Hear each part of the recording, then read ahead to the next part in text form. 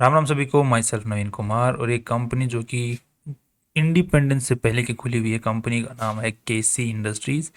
तो ये company switches और मीटर्स बनाने का काम करती है और काफ़ी लंबे टाइम से काम कर रही है। और आज के दिन इसकी जो मालिक है वो सालजेर इलेक्ट्रॉनिक्स है। सालजेर इलेक्ट्रॉनिक्स, जो दोनों ही कंपनियां, जो केसी इंडस्ट्रीज़ ये भी स्टॉक मार्केट में लिस्टेड है और सालजेर इलेक्ट्रॉनिक्स वो भी स्टॉक मार्केट में लिस्टेड है।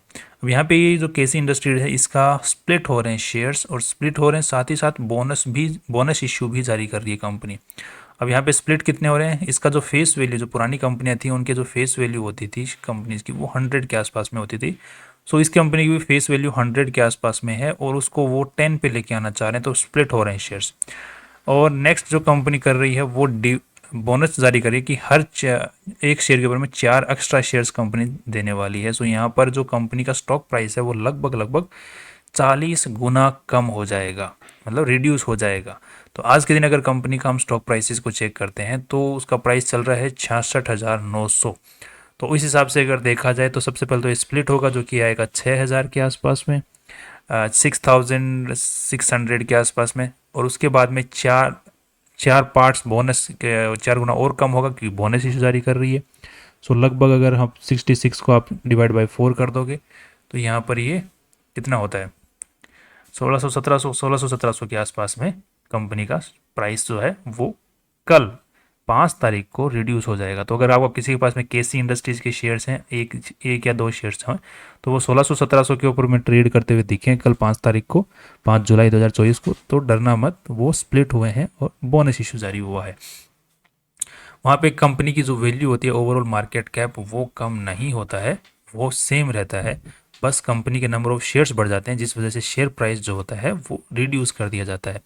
अब द थिंग इज कि कंपनी का फ्यूचर किस तरीके से उसके दिन नजर आता है, कंपनी ये डिसीजन क्यों लेती है, क्योंकि मैनेजमेंट या कंपनी के जो लोग होते हैं वो ऐसा कोई भी डिसीजन लेते हैं कंपनी के बारे में, वो किस तरीके से कंपनी को बेनिफिट करता है उसकी की हम चर्चा करते हैं, उसके पीछे के रीज़न को ढूंढने की कोशिश करते हैं। तो यहाँ पर अगर कंपनी का हम लोग पहले डेटा को चेक करते हैं, चार्ट को चेक करते हैं यहाँ पर, तो एक सेकेंड आपको चार्ट दिखा, तो चार्ट बहुत ही भयंकर तरीके से भागा है, राइट। अभी मार्च 2024 तक 17,000 का एक शेयर का प्राइस था और आज 70,000 के आसपास पहुंचने को तैयार हो रहा है। तो यहाँ से अगर आप लोग देखेंगे तो लगभग कितना 3 गुना 4 गुना के आसपास में चला गया प्राइस, वो भी कितने महीनों के अंदर में, 3-4 महीनों के अंदर में, राइट।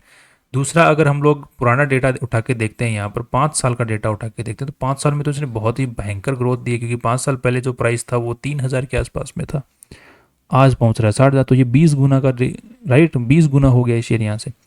तो द थिंग इज कि एक तो पुरानी कंपनी है, तो पुरानी कंपनी होती है तो हम मान के चलते हैं उसके पास में एसेट्स बहुत अच्छे होंगे। एसेट्स के अंदर में लैंड होगा, ज़मीन होगा, बिल्डिंग होगा, वो उसके पास में बहुत अच्छी होगी, क्योंकि उस वक्त की खरीदी हुई कि आज की क्या वैल्यू होगी, सोच के देखो। बट द थिंग इज कि इसका अगर हम लोग बैलेंस शीट में चेक करते हैं तो फिक्स्ड एसेट्स के अंदर में, बैलेंस शीट के अंदर में बिल्डिंग्स जो है, वो जो ये बिल्डिंग यहाँ पे दिखाई जा रही हैं, ये buildings right to use assets हैं। दैट मीन्स कंपनी के खुद के पास में जो जो जो बिल्डिंग है, जो ज़मीन है, वो खुद की नहीं है, वो किराए के ऊपर में है, राइट। तो यहाँ पर वो कोई एसेट भी हमें नहीं मिला। अगर यहाँ पर हम लोग चेक करते हैं, ये इसी की बात कर रहे हैं हम लोग, यहाँ पर आप लोग देख पाएंगे property and plants and equipments. तो यहाँ पर अगर थोड़ा सा टेढ़ा हो रखा है तो थोड़ा सा गले को टेढ़ा करके देख लें, क्योंकि ये पूरी फाइल तो वैसे तो सीधी है, बट ये जो कुछ रिपोर्ट्स होती हैं ना वो टेढ़े में दिखाई जाती हैं। तो यहाँ पे लीज होल्ड बिल्डिंग है, तो right to use of assets है, दैट इज 470 करोड़, ये पिछले साल का है, 4 करोड़ के आसपास में। और यहाँ पर बाकी ओन्ड एसेट्स में plant and machinery, computers, furniture, जिनकी वैल्यू जो होती है टाइम के साथ गिरती है। सो ज़मीन की अगर जहाँ पर हम बात करते हैं, ज़मीन कंपनी के पास में नहीं है। नेक्स्ट अगर यहाँ पर देखते हैं कि अब कंपनी के पास में क्या रीज़न है कंपनी का इतना ऊपर जाने के पीछे, तो कंपनी की अगर सेल को चेक करते हैं तो हर साल 2021 में 22 करोड़ की सेल थी, अभी 48 करोड़ की, तो लगभग डबल हो गई है 3 साल के अंदर में। इसी के साथ में अगर नेट प्रॉफिट्स को चेक करते हैं तो वो पहुंच गए हैं 4.5 करोड़ रुपए, राइट। तो ये एक तो मेन रीज़न है कि कंपनी की सेल बहुत अच्छी खासी बढ़ी है। बट द थिंग इज कि आज जो सेल है उसके हिसाब से कंपनी का प्राइस क्या सही है, तो 421 करोड़ की पूरी कंपनी, तो छोटी कंपनी है, राइट, क्योंकि शेयर प्राइस ऊपर चल रहा है, क्योंकि टोटल नंबर ऑफ शेयर्स ही 1 लाख ही है कंपनी के आज के दिन, स्प्लिट से और बोनस से पहले। स्प्लिट और बोनस इशू के बाद में 40 लाख शेयर्स हो जाएंगे, तो उसके बाद में मार्केट कैप तो वहीं रहेगा। तो 421 करोड़ रुपए की कंपनी 4 करोड़ रुपए के आसपास में नेट प्रॉफिट्स कमाती है, तो वो अच्छी चीज़ नहीं है बहुत, राइट, बहुत कम, बहुत इतनी अच्छी नहीं है, बुरी भी नहीं बोल सकता बट अच्छी नहीं है।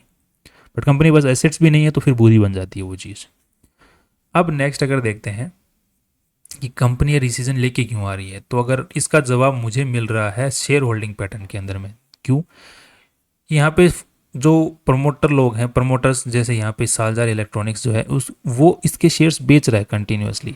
2000 सितंबर 2022 में 74.91 थे, दिसंबर 2022 में हो गए 73.86, अब सितंबर 2023 सॉरी दिसंबर 2023 में एक साल बाद में हो गए 73.51, राइट। तो ये इसके शेयर्स कंटिन्यूसली बेचे जा रहे हैं। अब द थिंग इज कि इसके बायर्स नहीं मिल रहे हैं। कंपनी पुरानी है तो कम, जो मुझे पर्टिकुलरली ऐसा अंदाज़ा लगा पा रहा हूँ, मैं सिर्फ अंदाज़ा लगा रहा हूँ, I am not sure about this, जैसे डेटा को देखते हुए, कि जो प्रमोटर लोग हैं वो इस कंपनी के अंदर में एसेट्स तो कुछ खास है नहीं, तो इस कंपनी को बेचना चाहते हैं। तो पुराने ज़माने का यूज़ ले करके कंपनी के शेयर प्राइसेस का, बहुत पुरानी कंपनी उस चीज़ का यूज़ ले करके, ब्रांड वैल्यू का नेम को यूज़ करके इसके कंपनी के स्टॉक को बहुत अच्छा खासा ऊपर ऑलरेडी जा चुकी है। तो यहाँ पर अब इसके प्राइसेस को नीचे लेके आज के आगे आने के बाद में वो उसको थोपना चाहते हैं रिटेल कस्टमर्स के ऊपर में, बेचना चाहते हैं इसको। सो यही मुझे रीज़न नज़र आ रहा है पर्टिकुलरली। बाकी अभी भी गलत भी हो सकता हूँ, क्योंकि प्रमोटर लोग अभी भी काफ़ी अच्छी खासी शेयर होल्डिंग इसके अंदर में होल्ड करते हैं। सो आई मे बी रॉन्ग, बट अब आपको क्या करना है वो आपके हाथ में चीज़ें हैं, आपको खरीदना है कि नहीं खरीदना। बाकी मेरा पर्सनली व्यू बन रहा है कि जिस हिसाब से कंपनी कमाई कर रही है बहुत कम कमाई कर रही है, और जो कंपनी प्रोडक्ट्स बना रही है स्विच गियर्स एंड मीटर्स वो पुराने ज़माने के टाइप के बना रही है। नए टाइप के अगर स्विचेस तो कोई दिक्कत नहीं है, बट जो मीटर्स हैं वो पुराने ज़माने के, अभी नए ज़माने के हिसाब से वो चीज़ें काम नहीं कर रही हैं। सो मुझे फ्यूचर इतना कुछ खास इस कंपनी का दिखता नहीं है, और सेल भी इतनी कुछ खास है नहीं जिस हिसाब से कंपनी का शेयर प्राइस चल रहा है। बस कंपनी छोटी है, पुरानी है, इसलिए कंपनी में इन्वेस्टमेंट किया जाए ये मुझे ठीक नहीं लगता। जैसे आप लोग अब पुराने ज़माने में देखो, HMT कंपनी, HMT के नाम के ट्रैक्टर आते थे, कोई बंदा HMT के शेयर आज खरीद के बैठ जाए, या फिर 2000 के आसपास में खरीद के बैठा होता, तो आज तो वो खराब गायब भी हो चुका होता मार्केट से ही। कंपनियाँ जाती हैं, पुरानी कंपनियाँ नहीं आती हैं क्योंकि टेक्नोलॉजी बदलती है। दैट्स ऑल और my view is on this KC industries. Hope आप अपने हिसाब से डिसीजन लें अपने फाइनेंशियल एडवाइजर को पूछ के। See you tomorrow with new important video.